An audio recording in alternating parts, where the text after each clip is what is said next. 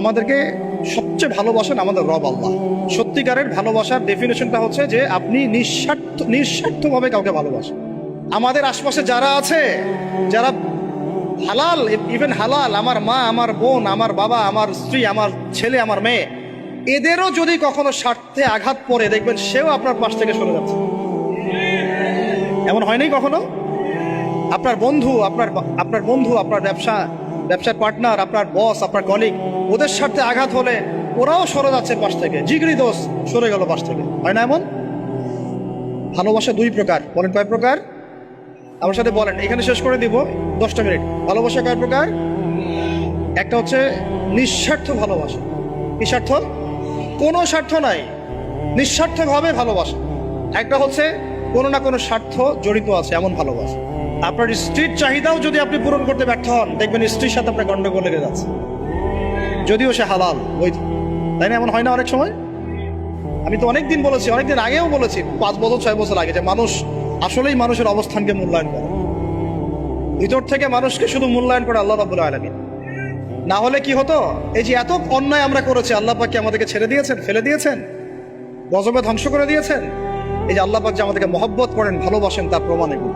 আল্লাহ পাক চান যে আমরা যেন ফিরে আসি। আল্লাহ পাক বলছেন, সারা দুনিয়ার সমান গুনাহও যদি সে করে ফেলে, আসমানের সমানও গুনাহ করে ফেলে, খালি তওবা করে ফিরে আল্লাহকে বলবে, আস্তাগফিরুল্লাহাল্লাযী লা ইলাহা ইল্লা হুয়াল হাইয়ুল কাইয়্যুম ওয়া আতুবু ইলাইহি। আল্লাহ পাক বলছেন, খালেস তওবা করলে গুনাহ তো মাফ করে দিবই, আগের গুনাহগুলোকে নেকি দিয়ে পরিবর্তন করে দিব। তা ভালোবাসা না? আল্লাহ পাক সৃষ্টি করেছেন আমাদেরকে ভালোবেসে। কোরআন খোলেন, সূরা সদ পড়েন। সূরা সদের মধ্যে দেখবেন আল্লাহ বলছেন, খালাকতু বিয়াদি মা মানাআকা আল্লা তাসজুদা খালাকতু বিয়াদাই, মানে তুমি ইবলিস কেন তাকে সিজদা করলে না যাকে আমি নিজ হাতে সৃষ্টি করেছি? এটা মহব্বতের বহিঃপ্রকাশ না? আল্লাহ আমাদেরকে নিজ হাতে সৃষ্টি করেছেন। আল্লাহ পাকের হাত কেমন এটা আমরা ব্যাখ্যা করতে যাব না। এর হাতের অর্থ কি সেটাও ব্যাখ্যা করার, তাহবিল করার দরকার নাই। কোরআনে আসছে যেভাবে সেভাবে আমরা ঈমান রাখবো, ঠিক আছে ভাই? এখানে আবার অনেকে অনেক তালগোল পাকায় ফেলে এবং বিভ্রান্ত হয়ে যায়, এদিকে যাওয়ার দরকার নেই। এখানে বোঝানো হচ্ছে আল্লাহ রাব্বুল আলামিন আমাদেরকে মহব্বত করে সৃষ্টি করেছে। এই পুরো সৃষ্টি জগৎটাই তো আল্লাহর মহব্বতের বহিঃপ্রকাশ। সবকিছু এত নিপুণভাবে চলতেছে, এটা মহব্বতের বহিঃপ্রকাশ না? আমি আপনাদেরকে নিয়ে যদি কোনোদিন কক্সবাজারের সৈকতে তারা দেখাতে পারতাম, তাহলে আমি বুঝাইতে পারতাম আপনাদেরকে যে এই মহাবিশ্বটা ঠিকই আছে। কিন্তু তারার মধ্যে একটা গাণিতিক ক্যালকুলেশন আছে যেটা সবাই জানে না। যারা একটু অ্যাস্ট্রোনমি নিয়ে পড়াশোনা করেছে তারা জানে। আপনার মানে মাথার বিবেকই উল্টায় যাবে যে এত সূক্ষ্মভাবে কিভাবে আল্লাহ রাব্বুল আলামিন এই মহাবিশ্ব সৃষ্টি করলেন। এক চুল এদিক ওদিক হলে পুরো বিশ্ব কায়নাত ধ্বংস হয়ে যায়। এটা কি আল্লাহ পাকের মহব্বতের পরিপ্রকাশ না? আল্লাহ পাক তো বরং বলেছেন পুরো সৃষ্টি পরিবারটাই আল্লাহর আল্লাহর পরিবারের অন্তর্ভুক্ত। এমনকি আল্লাহ পাক আমাদেরকে বলেছেন, তোমরা জমিনবাসীর সবার উপর রহম করো। ইরহামু মান ফিল আরদ ইয়ারহামুকুম মান ফিস সামা। তোমরা সবার উপর রহম করো, দয়া করো। দয়া, রহম এটা তো মহব্বতের একটা অংশ।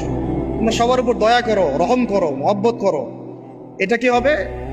তাহলে আল্লাহ পাক আসমানে যিনি আছেন, আল্লাহ পাক তোমাদের উপর রহম করবে। আমরা সেই মহান সত্তার ভালোবাসার থেকে বের হয়ে হারাম এই যৌন ভালোবাসার দিকে যাওয়ার চেষ্টা করছি। আসলে এটা ভালোবাসা না, যৌনতা। এর দিকে যাওয়ার জন্য এইসব করছি। আল্লাহ পাক আমাদেরকে মাফ করে যেন হেদায়েত দান করে। আল্লাহ পাক কত ভালোবাসেন এটা নিয়ে বলতে গেলে আজকে রাত শেষ হবে। দেখেন, আল্লাহ রাব্বুল আলামিন আদম আলাইহিস সালামকে সৃষ্টি করেছেন, করে সমস্ত নাম শিক্ষা দিয়েছেন। নাম মানে হলো ইলম। নাম মানে কি? ভালো না বাসলে আল্লাহ পাক কাউকে সবচেয়ে সেরা কিছু দান করেন। সূরা 3 আল্লাহ পাক কি বলেছেন? ওয়াত-তিনি ওয়াজ-যাইতুন, এগুলো শপথ করে, লাকাদ খালাকনাল ইনসানা ফি আহসানি তাকওয়িম। মানুষকে সবচেয়ে শ্রেষ্ঠ কাঠামো আল্লাহ পাক দিয়েছেন, দেন নাই? কাউকে যদি মহব্বত না করা হয়, তাকে আপনি সবচেয়ে সেরাটা কি দিতে পারবেন? আল্লাহ পাক আমাদেরকে মহব্বত করেন, ভালোবাসেন, এবং আল্লাহ চান আমরাও যেন তাকে মহব্বত করি, তাকে ভালোবাসি। এবং আমরা যদি কাউকে ভালোবাসি, আল্লাহর জন্য ভালোবাসবো। কাউকে ঘৃণা করি, আল্লাহর জন্য ঘৃণা করি। মহব্বত আল্লাহর জন্য, ঘৃণাও কার জন্য? আল্লাহর জন্য। আল্লাহ পাক সমস্ত ইলম শিক্ষা দিলেন। এটা কি ভালোবাসার বহিঃপ্রকাশ না? নূহ আলাইহিস সালামের কওম দীর্ঘদিন আল্লাহর কথা শুনে না। আল্লাহ পাক সবর করলেন, ধৈর্য ধরলেন, গজব দিলেন না, শেষ পর্যায়ে গিয়ে আযাব দিয়েছেন। এই যে আল্লাহ পাক সুযোগ দেন, সময় দেন, এটা কি আল্লাহ পাকের ভালোবাসা, দয়া না? এরকম প্রত্যেকটা কওমের ক্ষেত্রে হয়েছে। আমি তো ফিল করলাম এই ভালোবাসা নিয়ে ঘাটাঘাটি করতে গিয়ে যে আসলে আল্লাহ পাক যে আমাদেরকে সবচেয়ে বেশি মহব্বত করেন, তার সবচেয়ে বড় নিদর্শন কি জানেন? আমাদের কাছে আল্লাহ রাব্বুল আলামিন আল কোরআনের মতো কিতাব নাজিল করেছেন, আর আমাদেরকে আল্লাহ পাক নবী মুহাম্মদ সাল্লাল্লাহু আলাইহি ওয়াসাল্লামের উম্মত বানিয়েছে। আল্লাহ পাক যে নবী মুহাম্মদ সাল্লাল্লাহু আলাইহি ওয়াসাল্লামকে এই দুনিয়াতে পাঠিয়েছেন না, এটাই সবচেয়ে বড় মহব্বত, সবচেয়ে বড় রহমত। কারণ তার সুন্নতে এমন কিছু নাই যেটা আপনি খুঁজে পাবেন না। আর তিনি আমাদেরকে যে মহব্বত করতেন, মুহাম্মদ সাল্লাল্লাহু আলাইহি ওয়াসাল্লাম আমাদেরকে যে মহব্বত করতেন, তিনি আমাদেরকে বলতেন যে আমরা তার ভাই। আমরা তার কি ভাই? মানে কি মায়ের পেটের ভাই? এটা বোঝানো হয় না। একটা হাদিসে তিনি বলেছেন আমি তো পিতৃতুল্য। তার মানে কি সত্যি সত্যি বাবা সন্তানের সম্পর্ক? রুহানি পিতা। তিনি কি ইমাম নন? তিনি ইমাম, তিনি নেতা, তিনি আমাদের শিক্ষক, তিনি নবী। তো তিনি আমাদেরকে যে মহব্বত করতেন, তিনি একদিন বলছিলেন নবী সাহাবীদের সামনে, কাশ আমি যদি আমার ভাইদেরকে দেখতে পেতাম। সাহাবীরা বলছেন ইয়া রাসূলুল্লাহ, আমরা কি আপনার ভাই না? তখন নবীজি বলছেন না, তোমরা আমার সাহাবী। আমার ভাই তারা যারা আমাকে না দেখেই আমার প্রতি ঈমান নিয়ে আসে। প্রত্যেক নবীকে আল্লাহ পাক একটা দোয়া করার চান্স দিয়েছে। কয়টা ভাই? এমন একটা দোয়া যেটা করলে আল্লাহ পাক কবুল করবেনই করবেন। করলে আল্লাহ পাক কি করবেন? অবশ্যই কবুল করবেন। নবী সাল্লাল্লাহু আলাইহি ওয়াসাল্লাম বলছেন যে সমস্ত নবী এই দোয়াটা পৃথিবীতে করে ফেলেছে, আমি এই দোয়াটাকে মুলতবি রেখেছি যে কাল কিয়ামতের মাঠে আমি আমার উম্মতের জন্য সুপারিশ করবো ইনশাআল্লাহ। এবং নবী সাল্লাল্লাহু আলাইহি ওয়াসাল্লামের সুপারিশে বহু কবিরা গুনাহগার মুসলমান যারা জাহান্নামের ফয়সালা হয়ে গেছে, তাদেরকে আল্লাহ পাক কিছুটা শাস্তি ভোগ করালে হলেও আবার জান্নাতে নিয়ে আসবেন। তিনি আমাদেরকে মহব্বত করেন না? করতেন না? চিন্তা করেন তাহলে আমরা তার দিনকে কি মহব্বত করলাম, আমরা তার হুকুম হাকামের বিধিবিধান সুন্নতের কি মহব্বত করলাম, চিন্তা করেন। একটা হাদিসে নবীজি স্পষ্ট করে বলছেন এটা আমাদের জন্য একটা কষ্টি পাথর। এটা একটা কি কষ্টি পাথর। তিনি বলছেন লা ইউমিনু আহাদুকুম, তোমাদের মধ্যে কেউ মুমিন হইতে পারবে না। কি হইতে পারবে না? মানে প্রকৃত মুমিন হইতেই পারবে না তোমরা। এ আমার উম্মত, তোমাদের মধ্যে কেউ প্রকৃত মুমিন হইতেই পারবে না যতক্ষণ না হাত্তা আকুনা আহাব্বা ইলাইহি মিন ওয়ালিদিহি ওয়ালাদিহি ওয়ান নাসি আজমাইন, যতক্ষণ না আমি মুহাম্মদ সাল্লাল্লাহু আলাইহি ওয়াসাল্লাম তোমাদের কাছে নিজের কি সন্তান, নিজের বাবা মা এবং সমস্ত মানব জাতির থেকে বেশি প্রিয় না হচ্ছে। হাদিসটা আবার বলি, নবীজি বলছেন কেউ ততক্ষণ পর্যন্ত প্রকৃত মুমিন হতে পারবে না যতক্ষণ না আমি মুহাম্মদ সাল্লাল্লাহু আলাইহি ওয়াসাল্লাম তার কাছে তার সন্তান, তার পিতা, এমনকি সমস্ত মানব জাতি থেকে বেশি প্রিয় না হচ্ছে। আমরা যারা আগামীকালকে এইটার প্রিপারেশন নিয়েছি, আসলে কি আমাদের কাছে নবী প্রিয় বেশি না আমাদের দুনিয়ার স্বার্থ বেশি প্রিয়? যারা এগুলো করবে তাদের কাছে কি সত্যিই নবী প্রিয়? তাহলে তারা করতে পারতো না।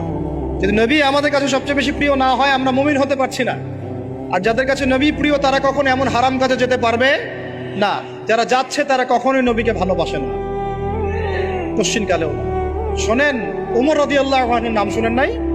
বললে অনেক কথা ভাই, অনেক কথা, কোনটা রেখে কোনটা বলে। ওমর রাদিয়াল্লাহু আনহু একদিন এসে বলছেন খলিফাতুল মুসলিমিন, মুসলিমদের তিনি খলিফা। জান্নাতের সুসংবাদপ্রাপ্ত 10 জন সাহাবীর একজন। জান্নাতের সার্টিফিকেট পেয়েছেন পৃথিবীতে কয়জন সাহাবী? একটা হাদিসে একসাথে 10 জন। ওই 10 জনের অন্যতম একজন, যিনি এমন শাসন ব্যবস্থা পৃথিবীতে প্রতিষ্ঠা করেছিলেন যার মতো মিসাল এখন পর্যন্ত পৃথিবীতে আর দেখা যায় নাই। একটা হাদিসে আসছে যে রাস্তা দিয়ে ওমর হাঁটে ওই রাস্তা দিয়ে শয়তান হাঁটে না। কি বুঝলেন? শয়তান যদি দেখে ওই যে ওমর, ও আর ওই যাবেন ওই রাস্তা দিয়ে। এই হচ্ছে ওমর ইবনে খাত্তাব। আমার পরে কোনো নবী নাই। নবীজি বলছেন আমার পরে কোনো নবী নাই, লা নবিয়্যা বা'দি, আমার পরে কোনো নবী নাই। যদি হতো তাহলে ওমর হতো, যদি হতো তাহলে ওমর হতো। অন্য একটা হাদিসে আসছে আমার পরে কোনো নবী নাই, তবে তুমি আমার, এটা অন্য সাহাবী সম্পর্কে, আলী ইবনে আবি তালিব সম্পর্কে, তুমি আমার জীবনে তেমন মূসার জীবনে হারুন ছিল যেমন। এটা হচ্ছে আলী ইবনে আবি তালিব। এখানে কথা হচ্ছে ওমর রাদিয়াল্লাহু আনহুর মতো মানুষ নবীর কাছে এসে বলছেন সাল্লাল্লাহু আলাইহি ওয়াসাল্লাম, ইয়া রাসূলুল্লাহ ওয়াল্লাহি লা উহিব্বুক, আল্লাহর কসম করে বলছি আমি আপনাকে অনেক মহব্বত করি, ইল্লা মিন নাফসি, আমার নফসের চেয়ে বেশি না। মানে আমি আমার জানের চাইতে আপনাকে বেশি মহব্বত করি না। কথা বুঝতে পারতেন কি? মানে আমি আপনাকে অনেক মহব্বত করি ইয়া রাসূলুল্লাহ, সব কিছু থেকে বেশি মহব্বত করি, কিন্তু আমার নিজের জানের চেয়ে বেশি না। নবী সাল্লাল্লাহু আলাইহি ওয়াসাল্লাম বলেন লা ইয়া ওমর, এখনো মুমিন হওনি ওমর। কাকে বলছেন? কাকে বলছেন? জান্নাতের সার্টিফিকেট প্রাপ্ত একজন মানুষকে। লা ইয়া ওমর, এখনো হওনি। তখন নবী সাল্লাল্লাহু আলাইহি ওয়াসাল্লামকে তিনি একটু পরে আবার বলছেন ইয়া রাসূলুল্লাহ ওয়াল্লাহি আলান, এখন লা হাব্বা ইলাইয়া মিন কুল্লি শাই হাত্তা মিন নাফসি, এখন থেকে আপনি আমার কাছে সবচেয়ে বেশি প্রিয় সবকিছু থেকে, এমনকি আমার নফসের থেকেও বেশি প্রিয়। তখন নবীজি বলছেন আলান ইয়া ওমর, এখন ওমর, এখন তুমি মুমিন হলে। তাহলে যারা আমরা নবীর সুন্নতের খেলাফ এইসব অপসংস্কৃতি, নোংরামি, জেনা, ব্যভিচার, কনসার্ট, নাটক, সিনেমা, পরকিয়া, এইসব তথাকথিত ভালোবাসা দিবস, এই জেনা দিবসগুলো পালন করছি, আমরা কি আসলেই নবীকে ভালোবাসি? আমরা কি সত্যি আল্লাহকে ভালোবাসি? আল্লাহ পাক আমাদেরকে বোঝার তৌফিক দান করবেন, জাহিলিয়াত থেকে ফিরে আসার তৌফিক দান করবেন। এরকম প্রচুর ঘটনা। ভালোবাসা তো এগুলোর নাম। ভালোবাসা কাকে বলে জানেন? সাহাবীরা বাসায় যেতেন, আবার দৌড় দিয়ে আসতেন নবী সাল্লাল্লাহু আলাইহি ওয়াসাল্লামের চেহারাটা একটু দেখার জন্য। এটা নাম ভালোবাসা। আপনারা যদি উমরা করতে যান, হজ করতে যান, দেখবেন বারবার আপনার নবী রওজায় গিয়ে সালাম দিতে মন চাইবে, যে আরেকবার দেখা করে আসি, আরেকটু দেখা করে আসি, আরেকবার সালাম দিয়ে আসি। ভালোবাসা, কোন স্বার্থ আছে এখানে? নবী সাল্লাল্লাহু আলাইহি ওয়াসাল্লাম কি আমাদের কাছে কোনো স্বার্থ দাবি করেছেন? আল্লাহ করেছেন।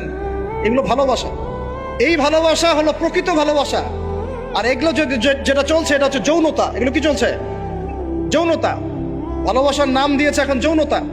এগুলো ভালোবাসা না, এগুলো পাশবিকতা, প্রবৃত্তির দাসত্ব। প্রবৃত্তি মানে মন যা চায় তাই করতে যাচ্ছে।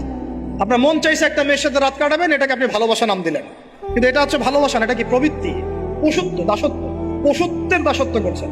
আল্লাহ পাক আমাদেরকে কথাগুলো বোঝার তৌফিক দান করুন। এরকম সাহাবীরা কত ত্যাগ করেছেন। তালহা রাদিয়াল্লাহু আনহুর নাম শুনেন না অনেকেই। নবী সাল্লাল্লাহু আলাইহি ওয়াসাল্লাম উহুদ যুদ্ধের দিন সংকটময় একটা অবস্থায় ছিলেন। তালহা রাদিয়াল্লাহু আনহু একা নবী সাল্লাল্লাহু আলাইহি ওয়াসাল্লামকে ঢাল হিসেবে পিঠ পেতে দিয়ে আসেন, উনার দিকে কোনো তীর যেন আসতে না পারে। শেষে দেখা গেল তার গায়ের মধ্যে 40 থেকে 50টা তরোয়ারের আঘাত আছে, তীরের খোঁচা আছে, বর্ষার খোঁচা আছে। এই অবস্থায় তিনি নবীকে কাঁধের মধ্যে নিয়ে উহুদ পাহাড়ে উঠেছেন নবীকে সেভ করার জন্য। ভালোবাসা এটা কি? কোন স্বার্থে? কিসের স্বার্থে? দুনিয়ার স্বার্থে? জান্নাতের স্বার্থে। একজন সাহাবী বাড়ি নির্মাণ করেছেন, তো নবী সাল্লাল্লাহু আলাইহি ওয়াসাল্লাম দেখে একটুখানি মানে হয় না, তুমি কে, কার বাড়ি এটা? বললেন আচ্ছা অমুক সাহাবীর বাড়ি। নবীজি একটু ভ্রু কুঞ্চিত করলেন, পছন্দ করলেন, কিছু মুখে বলেন নাই, মুখে কিছু বলেন নাই, খালি একটু অসন্তুষ্ট হয়েছেন, এক্সপ্রেশন দেখতে বোঝা যাচ্ছে। তখন ওই সাহাবীকে জানানো হলো, তোমার বাসার সামন দিয়ে তো আল্লাহর নবী সেদিন হেঁটে গেলেন, তারপরে আমার বাসা দেখে, তোমার বাসা দেখে আল্লাহ নবী সাল্লাল্লাহু আলাইহি ওয়াসাল্লাম অসন্তুষ্টি প্রকাশ করেছিলেন, মুখে কিছু বলেন নাই, এক্সপ্রেশন ছিল একটু অসন্তুষ্টি। 3 দিনের মধ্যে সেই বাড়ি ভেঙে গুড়িয়ে দিয়েছে। যেই বাসা দেখে আল্লাহ নবী সন্তুষ্ট হন না, আমি বাসা রাখবই না। ভালোবাসা কিসের জন্য?